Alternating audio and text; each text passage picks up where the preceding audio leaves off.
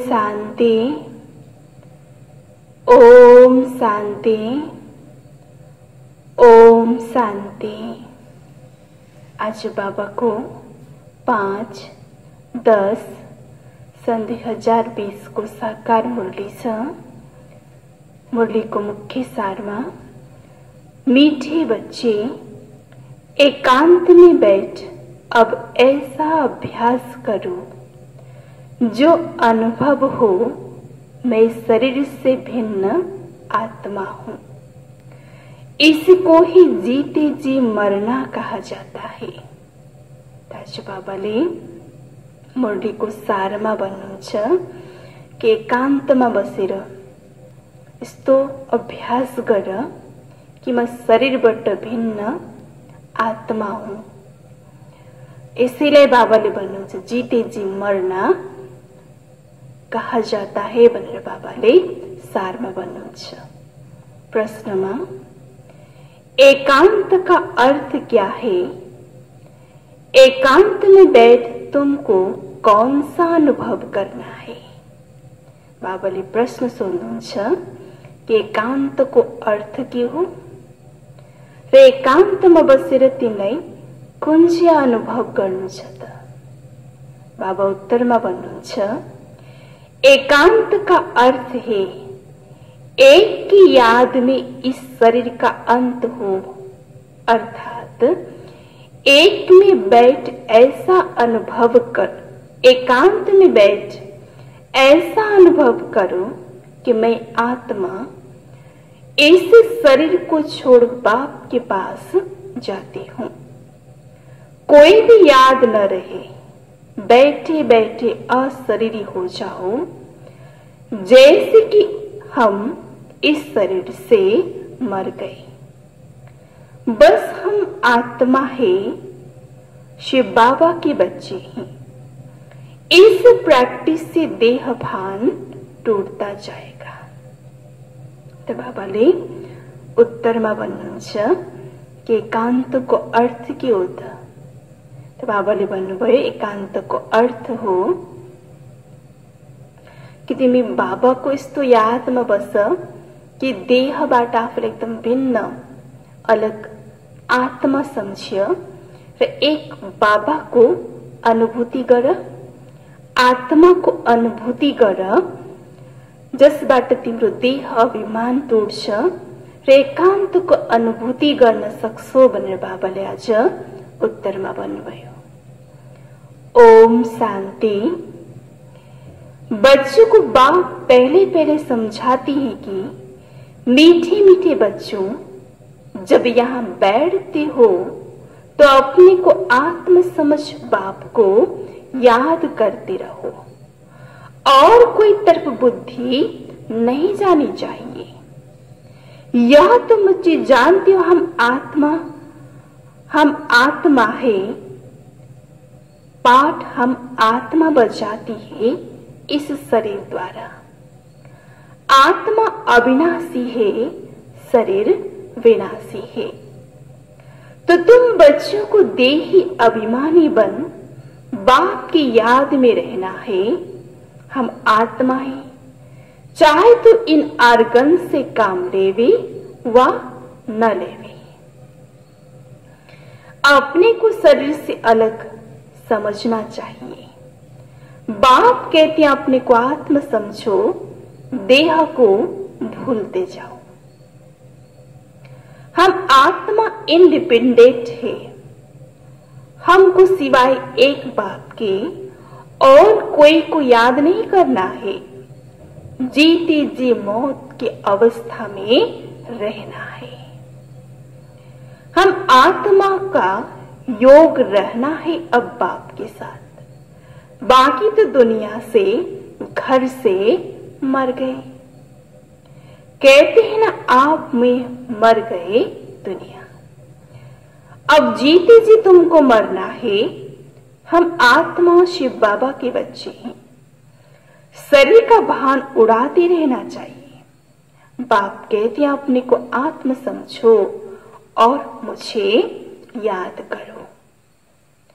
शरीर का भान छोड़ो।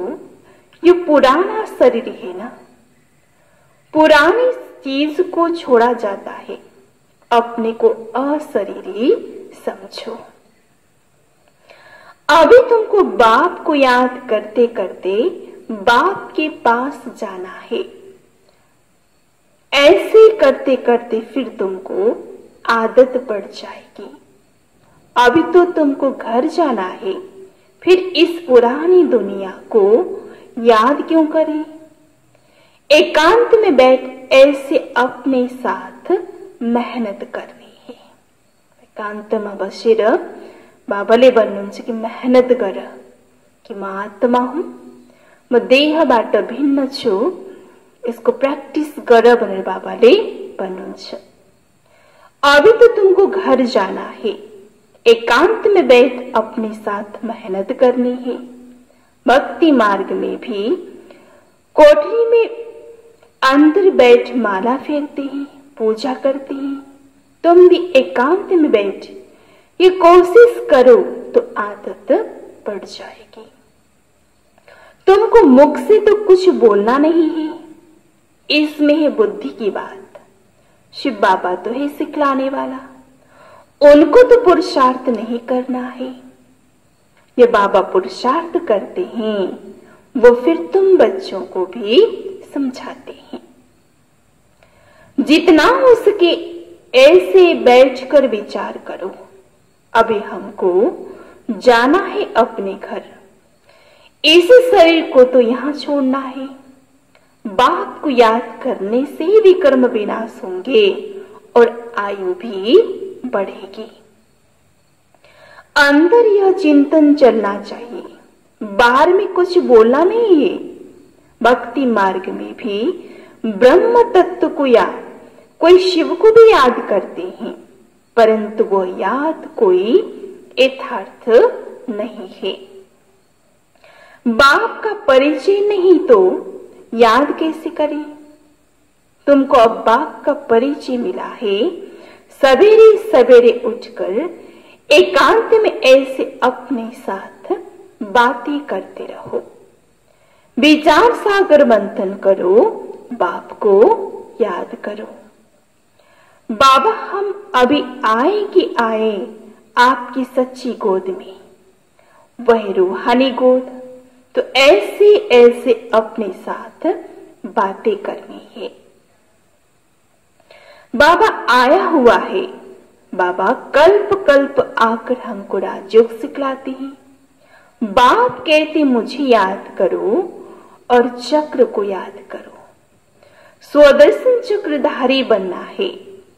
बाप में ही सारा ज्ञान है ना चक्र का, वो फिर तुमको देते हैं। तुमको त्रिकालदर्शी बना रहे हैं। तीनों कालों का अर्थात आदि मध्य अंत को तुम जानते हो। बाप भी है परम आत्मा, उनको शरीर तो है नहीं, अभी इस शरीर में बैठ तुमको समझाते हैं।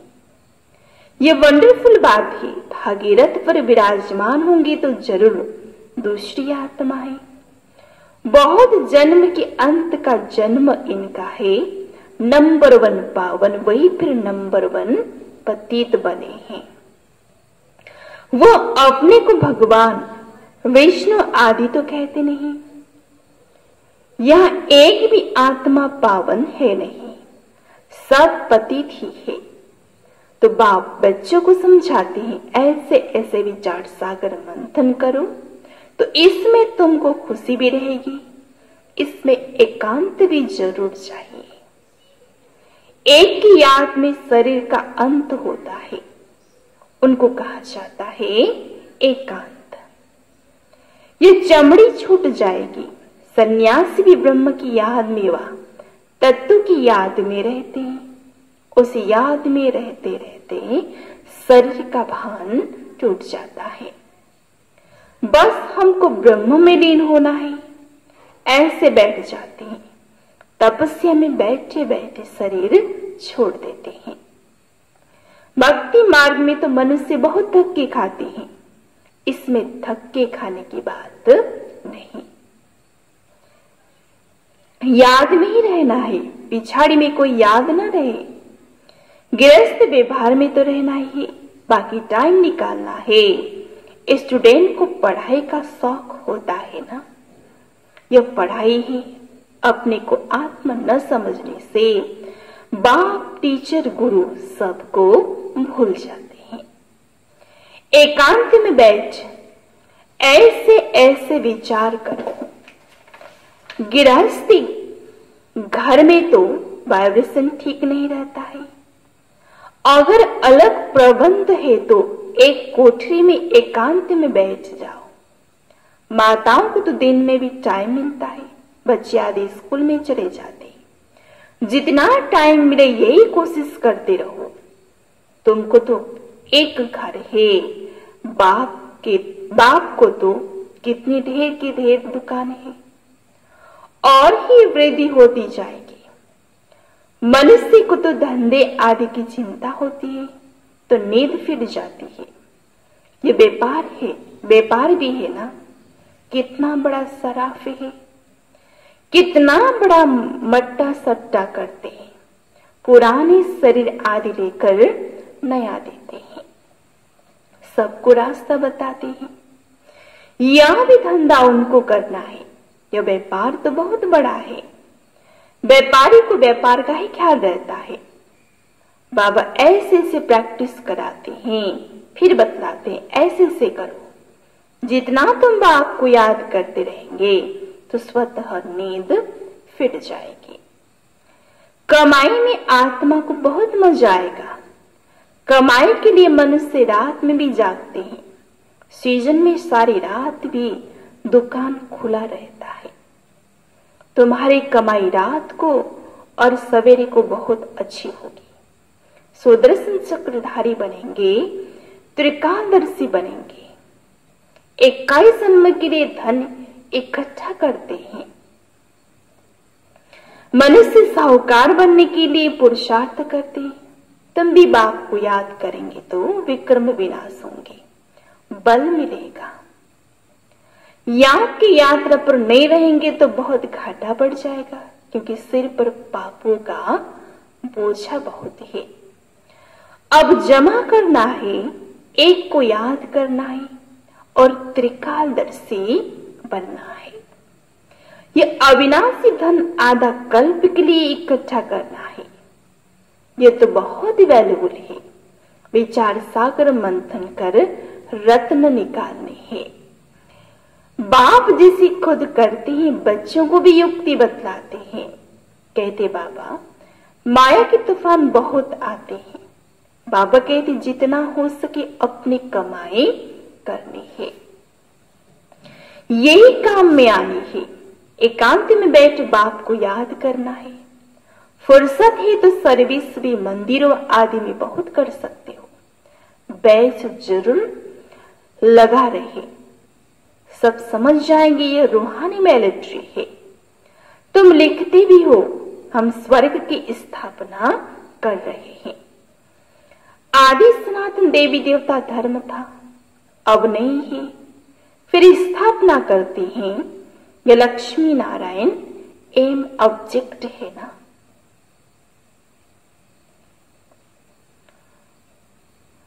कोई समय यह ट्रांसलाइट का चित्र बैटरी सहित उठाकर परिक्रमा कर देंगे और सबको कहेंगे ये राज्य हम स्थापन कर रहे हैं। यह चित्र सबसे फर्स्ट क्लास है। यह चित्र बहुत नामी ग्रामी हो जाएगी। लक्ष्मी नारायण सिर्फ एक तो नहीं थी, उनकी राजधानी थी ना। ये स्वराज्य स्थापना कर रहे हैं। अब बाप कहते हैं मन मना भव, बात को याद करो तो वे कर्म विनाश हो जाएंगे। कहते हैं हम गीता का सप्ताह मनाएंगे। जैसा प्लान कल्प पहले मुआफिक बन रहे हैं। परिक्रमा में यह चित्र लेना पड़े, इनको देखकर सब खुश होंगे। तुम कहेंगे हम बाप को और वर्षे को याद करो, मन मना भव। ये गीता के अक्षर है ना। भगवान शिव बाबा है, वो कहते हैं मुझे याद करो तो विकर्म विनाश हो। 84 के चक्रों को याद करो तो यह बन जाएंगे। लिटरेचर भी तुम सौगात में देते रहो। शिव बाबा का भंडारा तो सदा भरपूर है। आगे चलकर बहुत सर्विस होगी। एम ऑब्जेक्ट कितना क्लियर है। एक राज्य एक धर्म था। बहुत साहूकार थे। मनुष्य चाहते एक राज्य एक धर्म हो। मनुष्य जो चाहते हैं सो अब असार दिखाई पड़ते हैं। फिर समझेंगे यह तो ठीक कहते हैं। 100% पवित्रता सुख शांति का राज्य फिर से स्थापना कर रहे हैं। फिर तुमको खुशी भी रहेगी। याद में रहने से तीर लगेगा। शांति में रह। थोड़े अक्षर ही बोलने हैं। जास्ती आवाज नहीं। गीत कविताएं आदि कुछ भी बाबा पसंद नहीं करते। बाहर वाले मनुष्य से रीस नहीं करना है। तुम्हारी बात ही और है। अपने को आत्म समझ बाप को याद करना बस। स्लोगन भी अच्छी हो जो मनुष्य पढ़कर जावे। बच्चे ब्रेडी को पाते रहेंगे। खजाना तो भरपूर रहता है ना। बच्चों का दिया हुआ फिर बच्चों के काम में ही आता है। बाप तो पैसे नहीं ले आते। तुम्हारी चीजें तुम्हारे काम में आती है। भारतवासी जानते हम बहुत सुधार कर रहे हैं। 5 वर्ष के अंदर इतना अनाज होगा जो अनाज की कभी तकलीफ नहीं होगी। और तुम जानते हो ऐसी हालत होगी जो अन्न खाने के लिए भी नहीं मिलेगा। ऐसे नहीं अनाज कोई सस्ता होगा। तुम बच्चे जानते हो हम 21 जन्म के लिए अपना राज्य भाग्य पा रहे हैं। ये थोड़ी बहुत तकलीफ तो सहन करनी ही है। कहा जाता है खुशी जैसी खुराक नहीं। आतीन्द्रिय सुख गोपियों का गाया हुआ है।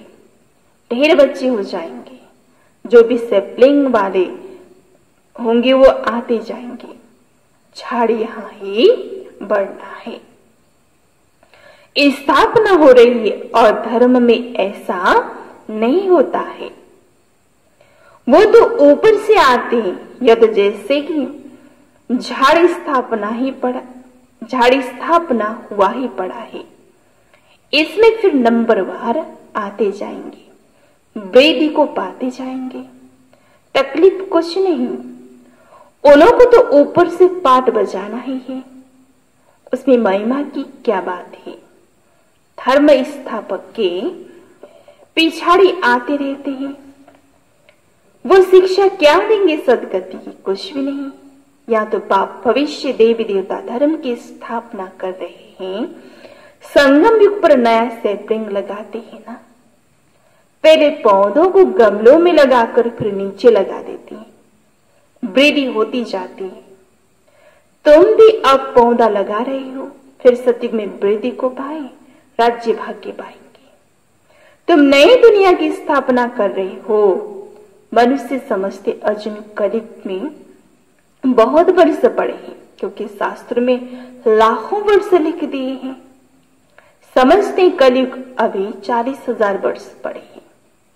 फिर बाप आकर नई दुनिया बनाएंगे। कई समझते हैं वही महाभारत लड़ाई है। गीता का भगवान जरूर होगा। तुम बतलाते कृष्ण तो था नहीं। बाबा ने समझाया है कृष्ण तो 84 जन्म लेते हैं। एक फीचर्स न मिले दूसरे से। तो यहां फिर कृष्ण कैसे आएंगे? कोई भी इन बातों पर विचार नहीं करते हैं। तुम समझते हो कृष्ण स्वर्ग का प्रिंस है। फिर द्वापर में कहां से आएगा? इन लक्ष्मी नारायण के चित्र को देखने से ही समझ में आ जाता है। शिव बाबा यह वर्षा दे रहे हैं। सत्य की स्थापना कराने वाला बाप है। ये गोला झाड़ आदि के चित्र कम थोड़ी है। एक दिन तुम्हारे पास ये सब चित्र ट्रांसलाइट के बन जाएंगे। फिर सब कहेंगे हमको ऐसे ही चित्र चाहिए। इन चित्रों से फिर विहंग मार्ग की सर्विस हो जाएगी। तुम्हारे पास बच्चे इतने आएंगे जो फुर्सत ही नहीं रहेगी, ढेर आएंगे, बहुत खुशी होगी। दिन प्रतिदिन तुम्हारा फोर्स बढ़ता जाएगा। ड्रामा अनुसार जो फूल बनने वाले होंगे उनको टच होगा। ऐसे सबकी बुद्धि को टच करेंगे, फिर तो सब स्वर्ग में इकट्ठी हो जाएंगे। पढ़ाई की ही मेहनत है, तुम खुदाई खिदमतगार होना सच्ची सच्ची बात बाबा पहले से ही बता देते हैं। क्या क्या करना है, ऐसे चित्र ले जाने पड़ेंगे, सीढ़ी का भी ले जाना पड़े। ड्रामा अनुसार स्थापना तो होनी ही है। बाबा सर्विस के लिए जो डायरेक्शन देते हैं उस पर ध्यान देना है। बाबा कहते हैं बैजेस किस्म किस्म के लाखों बनाओ, ट्रेन की टिकट लेकर 100 माइल तक सर्विस करके आओ, एक डिब्बे से दूसरे में फिर तीसरे में। बहुत सहज है, बच्चों की सर्विस का शौक चाहिए। अच्छा, मीठी मीठी सिकिल दे बच्चों प्रति माता पिता बाप दादा का याद प्यार और गुड मॉर्निंग। रूहानी बाप की रूहानी बच्चों को नमस्ते, रूहानी बच्चों की रूहानी बाबा को याद प्यार गुड मॉर्निंग, नमस्ते नमस्ते। धारणा को लागे मुख्य सार में पहलो पॉइंट, विचार सागर मंथन कर अच्छे अच्छे रत्न निकालने हैं, कमाई जमा करनी है, सच्चा सच्चा खुदाई खिदमतगार बन सेवा करनी है। दूसरा पॉइंट, पढ़ाई का बहुत शौक रखना है, जब भी समय मिले एकांत में चले जाना है। ऐसा अभ्यास हो जो जीते मरे हुए हैं, इस स्ट्रेस का अनुभव होता रहे, देह का भान भी भूल जाए। अच्छा, तो बाबा ने वरदान मदिनुंचाज भिन्नता को मिटाकर एकता लाने वाले सच्चे सेवाधारी भव। वरदान को विस्तार में, ब्राह्मण परिवार की विशेषता है अनेक होते भी एक। आपकी एकता द्वारा ही सारे विश्व में एक धर्म एक राज्य की स्थापना होती है। इसलिए विशेष अटेंशन देकर भिन्नता को मिटाओ और एकता को लाओ, तब कहेंगे सच्चे सेवाधारी। सेवाधारी स्वयं के प्रति नहीं, लेकिन सेवा के प्रति होते हैं। स्वयं का सब कुछ सेवा प्रति स्वाहा करते हैं। जिसे साकार बाप ने सेवा में हड्डियां भी स्वाहा की, ऐसे आपकी हर कर्मेंद्रिय द्वारा सेवा होता रहे। स्लोगन, परमात्मा प्यार में खो जाओ तो दुखों की दुनिया भूल जाएगी। अच्छा, बाबा ले मुरली को सार में बनवे मीठे बच्चे, एकांत में बैठ अब ऐसा अभ्यास करो जो अनुभव हो मैं शरीर से भिन्न आत्मा हूं। इसको ही जीते जी मरना कहा जाता है। प्रश्न, एकांत का अर्थ क्या है? एकांत में बैठ तुमको कौन सा अनुभव करना है? उत्तर में, एकांत का अर्थ है एक की याद में इस शरीर का अंत हो।